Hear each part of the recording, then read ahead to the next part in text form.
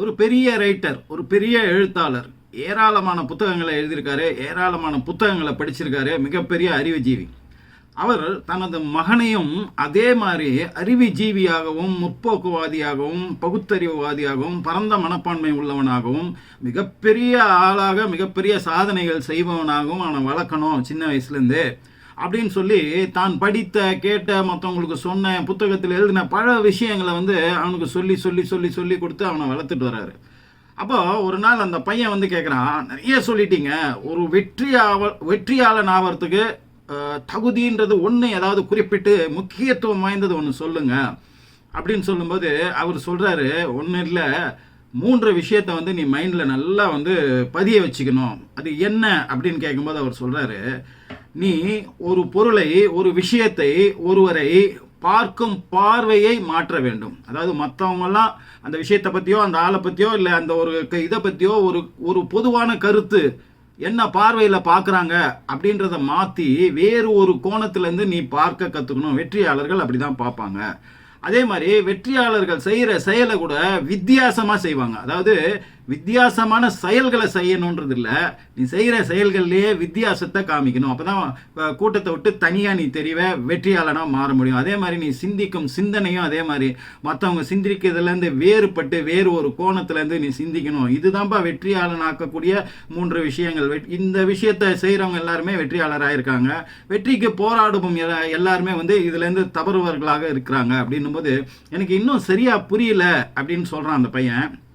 சரி, உனக்கு புரியணும்னா ஒரு கதை ஒன்று சொல்கிறேன், அப்போ உனக்கு புரிஞ்சிடும். ஒரு பெரிய செருப்பு தயாரிக்கிற கம்பெனி ஒரு தீவுக்கு ஒரு மார்க்கெட்டிங் ரெப்ரசன்டேட்டிவ் அவங்க ஒருத்தரை அங்கே அந்த ஒரு பிரான்ச் அங்கே திறந்து அங்கே வியாபாரம் பண்ணணும் அப்படின்னு சொல்லி அனுப்புகிறாங்க. அங்கே போய் அந்த கடையை திறக்கிறாங்க, அந்த ஷோரூமை திறக்கிறாங்க. இதுன்னா கொஞ்ச நாள் ஆகுது, அங்கே யாருமே வியாபாரத்துக்கு வரலை, யாரும் செருப்போ ஷூவோ வாங்கவே இல்லை. ஏன்னு கேட்டிங்கன்னா அந்த ஊரில் யாருமே செருப்பு ஷூ அணியக்கூடிய பழக்கம் இல்லாதவர்களாக இருக்காங்க. என்னன்னே தெரியாமே வாழ்ந்துருக்காங்க. எல்லாரும் வெறும் காலோடு தான் சுற்றிட்டு இருக்கிறாங்க. அவங்க செருப்பு போடும் பழக்கம் அவங்ககிட்ட இல்லை. அப்போது ஹெட் ஆஃபீஸ்லேருந்து கேட்கும்போது அங்கே உள்ள ரெப்ரசன்டேட்டிவ் மேனேஜர் சொல்கிறாரு, இல்லையா இங்கே விற்க முடியாது, நம்மளோட ஷோரூமை க்ளோஸ் பண்ணிட வேண்டியது தான். இங்கே யாருமே செருப்புனா என்னன்னே தெரில, ஷூனா என்னன்னு தெரில, யாருமே வாங்க மாட்டாங்க, அதை பயன்படுத்தக்கூடியவர்களாக இவங்க இல்லை அப்படின்ற ஒரு ரிப்போர்ட் ஒன்று கொடுக்குறாரு. சரின்னு அவரை கூப்பிட்டுட்டு வேறு ஒரு ஆளை அங்கே அனுப்புகிறாங்க. இப்போ அவர் போயிட்டு கொஞ்ச நாளில் பார்த்தீங்கன்னா சப்ளையே பண்ண முடியாத அளவுக்கு ஓஹோன்னு அங்கே வியாபாரம் நடந்து கொண்டிருக்கிறது. இது எப்படின்னு அவரை கேட்கும்போது அவர் சொல்கிறாரு, ஒரு இடம், அந்த இடத்துல யாருமே செருப்பு போடல, ஷூ போடல. அவங்களுக்கு அந்த செருப்பு ஷூ போடுவதனுடைய நன்மைகள் என்னன்றது அவங்க தெரிஞ்சிக்கல. ஸோ அவங்க காடு மேடு கல் முள்ளில் நடக்கக்கூடியவர்களாக இருக்கிறாங்க. அங்கே சரியான பாதைகள் இல்லை, கரடு முரடாக இருக்குது, பாம்புகள் அதிகமாக இருக்குது. இந்த மாதிரியான நேரத்தில் இதில் இருந்தெல்லாம் தப்பிக்கிறதுக்கும் தங்களை பாதுகாத்து கொள்வதற்கும் அவர்களுடைய ஆரோக்கியத்துக்கும் இது சிறப்பான ஒரு விஷயம் அப்படின்றத கொஞ்சம் எடுத்து சொன்னேன். அதுக்கப்புறம் ஒவ்வொருத்தராக வாங்க ஆரம்பித்தாங்க. இன்றைக்கி அத்தனை பேருமே வாங்க ஆரம்பிச்சிட்டாங்க. இப்போ அவர்களுக்கு அது அழகாகவும் இருப்பதை உணர்ந்து விதவிதமான செருப்புகளையும் ஷூக்களையும் அவங்க வாங்க ஆரம்பிச்சிட்டாங்க. அதுதான் இதனுடைய வெற்றி. இது அடுத்தடுத்த பக்கத்தில் உள்ள தீவுகளுக்கும் அது பரவி அங்கே உள்ளவங்களும் இங்கே வாங்க ஆரம்பிக்கிறாங்க அப்படின்னு இந்த கதையை தன்னோட பையனுக்கு சொல்லிட்டு ஒரே விஷயம்தான், 2 பேர் 2 கண்ணோட்டத்தில் அதை பார்க்குறாங்க.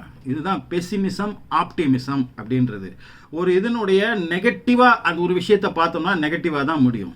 பாசிட்டிவிட்டி, அதாவது நன்மைக்குள் தீமை, தீமைக்குள் நன்மை, தோல்விக்குள் வெற்றி, வெற்றிக்குள் தோல்வி, இது 2 ஒளிஞ்சு கிடக்கும்.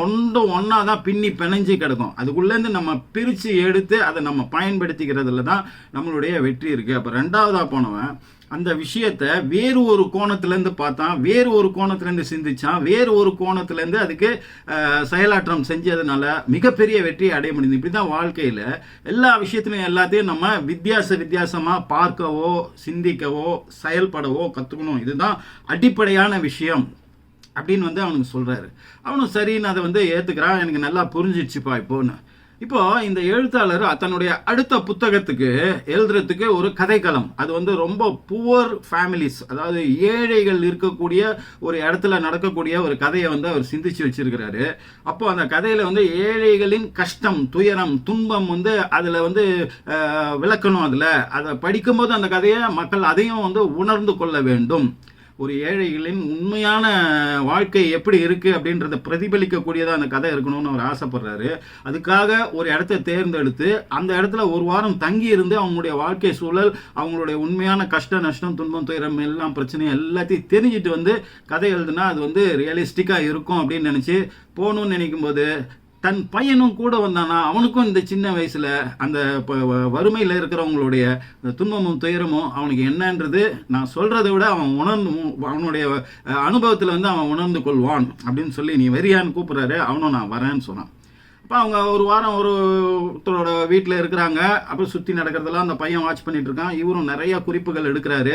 எடுத்து ஒரு வாரம் முடிச்சவொன்னே அவங்களுக்கு நன்றி சொல்லிட்டு எங்கே தங்கியிருந்தாரோ அந்த வீட்டுக்காரங்களுக்கு ஒரு சிறிய தொகையும் கொடுத்துட்டு அவங்க அங்கேருந்து கிளம்பி வந்துட்டு இருக்கும்போது அவங்க அப்பா வந்து பையன்கிட்ட கேட்குறாரு, இப்போ உனக்கு நிறைய அனுபவம் வந்திருக்கும், ஏழைகளின் கஷ்டம் என்ன, அவருடைய வாழ்க்கை முறை என்ன, அவங்க பிரச்சனை என்னன்றதெல்லாம் நீ உன்னுடைய அனுபவத்தால் தெரிஞ்சிருப்ப இல்லையா?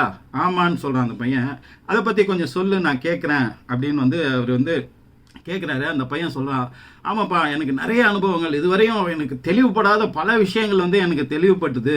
நீங்கள் சொன்ன மாதிரி இதை வந்து வேறு ஒரு கோணத்துலையும் வேறு ஒரு இதுலையும் சிந்திக்கும் போதும் விதவிதமான விஷயங்கள் வந்து எனக்கு இப்போ தெளிவுபட்டுது. நான் ரொம்ப சந்தோஷமாக தெளிவானவனாக இருக்கேன் அப்படின்னும்போது, அப்படி என்ன தெளிவு வந்து உனக்கு வந்தது அப்படின்னு கேட்குறாரு.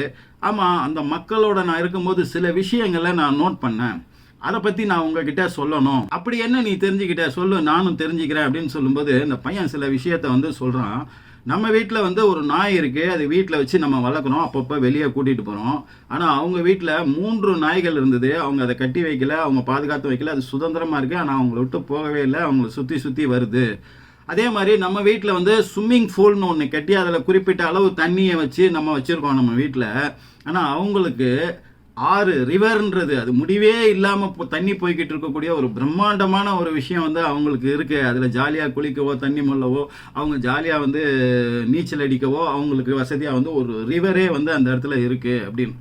நம்ம வீட்டோட வாசலில் வந்து நின்று பார்த்தோம்னா நம்மளுடைய காம்பவுண்ட் சுவர் தான் நமக்கு எல்லை. அதை தாண்டி நமக்கு உரிமையான விஷயம் எதுவும் இல்லை. அதனால் நம்மளுடைய எல்லை நம்மளோட காம்பவுண்ட் சோறு அப்படின்றது தான் புரிஞ்சுது. ஆனால் அவங்க வீட்டு வாசலில் வந்து நின்று பார்க்கும்போது இந்த தொடுவானம் தொலை தூரத்தில் அந்த வானம் வந்து நிலத்தோடு சேரக்கூடிய தொடுவானம் வரைக்கும் அவங்க கண்ணுக்கு வந்து பறந்து இருக்குது. அது வரைக்கும் அவங்க எங்கே வேணால் போகலாம் வரலான்ற மாதிரி. இப்போ நம்ம வீட்டினுடைய வாசலில் நின்று பார்க்கும்போது தோட்டத்தில் அழகழகான அலங்கார விளக்குகள் சின்ன சின்னதாக அழகாக வந்து நம்ம வச்சுருக்கோம். ஆனால் அவங்க வீட்டு வாசலில் நின்று அண்ணாந்து பார்த்தோம்னா வானத்தில் கோடிக்கணக்கான நட்சத்திரங்கள் அழகழகாக மின்னிக்கிட்டு இருக்கு. அற்புதமான காட்சியாக இருக்குது. அதுக்கு அடுத்தது வந்து நமக்கு தேவையான உணவுகளுக்கு வந்து நம்ம விலை கொடுத்து கடையில் வாங்குகிறோம். அதில் நிறைய கலப்பணமும் நிறைய வந்து இப்போ இயற்கைக்கு மாறான விஷயத்தில் தயாரிக்கப்பட்ட உணவுகளும் நம்ம வாங்கி சாப்பிட்றோம். ஆனால் அவர்களுடைய தேவைக்கு அவங்க நிலத்தில் விளைந்த விளைபொருட்களையே அவங்க வந்து சாப்பிட்றாங்க. இயற்கையான உணவை சாப்பிட்றாங்க, ஆரோக்கியமாக இருக்கிறாங்க, நோய் நொடி இல்லாமல். அதுக்கு அடுத்தது வந்து நம்ம நேரத்தை செலவு பண்ணுறதுக்கு டிவி ஃபோனு அப்படின்ற விஷயங்களை வந்து பயன்படுத்துகிறோம். ஆனால் அவங்க வந்து ஃபேமிலி ஃப்ரெண்ட்ஸு நெய்பர்ஹுட்டு இந்த மாதிரி சுற்றுப்புறத்தில் இருக்கிறவங்க இவங்கள வச்சுட்டு அவங்க என்ஜாய் பண்ணுறாங்க.